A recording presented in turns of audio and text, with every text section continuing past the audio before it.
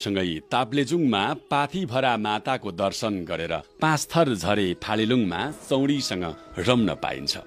अनि इलाम पुगी चियाबारीमा लुकामारी खेलेर झापा झरेपछि नेपालकै होचो स्थल केचना कवल पुगिन्छ।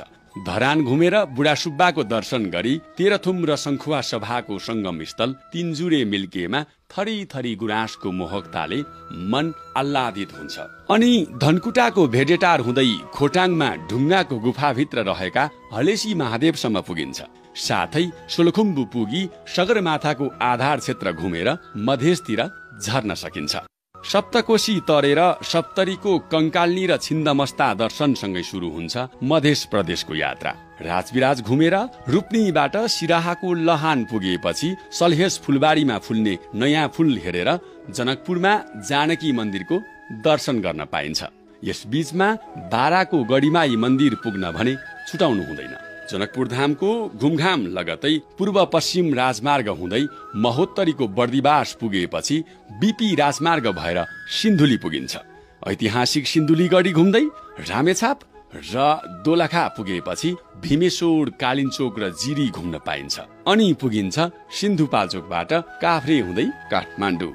संघीय राजधानीको घुमघामपछि नुवाकोट हुँदै रसुवाको गोसाईकुण्ड पुगिन्छ।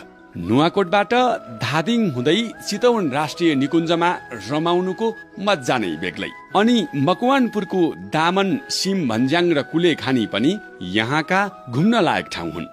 यता गण्डकी प्रदेशमा साततालको सहर पोखरा तपाईलाई पर्खिरहेको हुनेछ। पोखरा आसपासका गोर्खा अनि तनहुँको मानुङ डाँडा र बन्दीपुरलाई कसरी छुटाउनु? लमजुङको बेसी सहर हुँदै मनाङको तिलिचो ताल त हेर्नै पर्छ। अनि फेरि पोखरा आएर पर्वतको बन्जीमा रमाउँदै बागलुङको कालिका भगवतीको दर्शन गरी म्याग्दीको तातो पानीमा नुहाएर मुस्ताङको जोमसोम पुगिन्छ। अब स्याङ्जाबाट अघि बढेर पाल्पा पुगेसँगै सुरु हुन्छ लुम्बिनी प्रदेशको यात्रा। तानसेन दरबार र रानी महल हेरेर गुल्मी पुगे रेसुङ्गा अनि अर्घाखाँची पुगे सुपा देउराली भेटिन्छ। प्युठानको स्वर्गद्वारी दर्शनपछि रोल्पा हुँदै हिमाली जिल्ला रुकुमपूर्व पुगिन्छ। पुथा, सिस्ने र सुरेन हिमालको काखमा अवस्थित यहाँको कमलताल र ग्रामीण सुन्दरतासँग रमेर बागलुङको बुर्तिबाङ हुँदै ढोरपाटन शिकार आरक्ष्य क्षेत्र पनि घुम्नै पर्छ। अनि गुल्मी हुँदै रिडी क्षेत्र भएर लुम्बिनी पुगिन्छ। गौतम बुद्धको जन्मस्थल पुगेपछि शान्तिको श्वास फेरेर पश्चिमतर्फ लाग्नुपर्छ। यसपछि दाङ र नेपालगञ्ज सहर घुमेर नजिकैको बर्दिया राष्ट्रिय निकुञ्ज पुगेर बाघ त हेर्नै पर्यो। अब भने नेपालकै लामो कर्णाली नदी तरेर चिसापानी पुग्ने बित्तिकै सुरु हुन्छ सुदूरपश्चिम प्रदेश।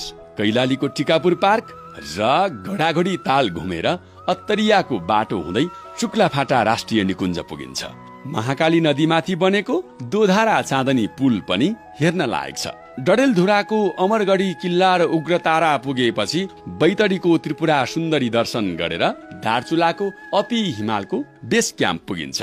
बझाङको सुरमा सरोवर र साइपाल हिमाल घुमेर खप्तट पुग्ने। अनि टोटीको शैलेश्वरी दर्शन गरेर अछामको रामारोशन र बैजनाथ पुग्ने। अनि बाजुराको बढी मालिका र बुढीनन्दा हुँदै यही बाटो मुगुको रारा तालसम्म पुग्न सकिन्छ।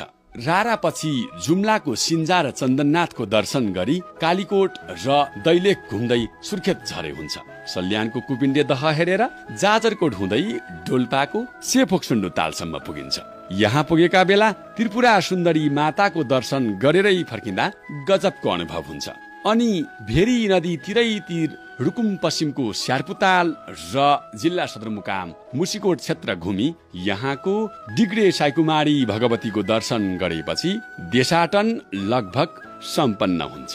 सातै प्रदेशका 77 जिल्लाका यी त केही प्रतिनिधि स्थलहरू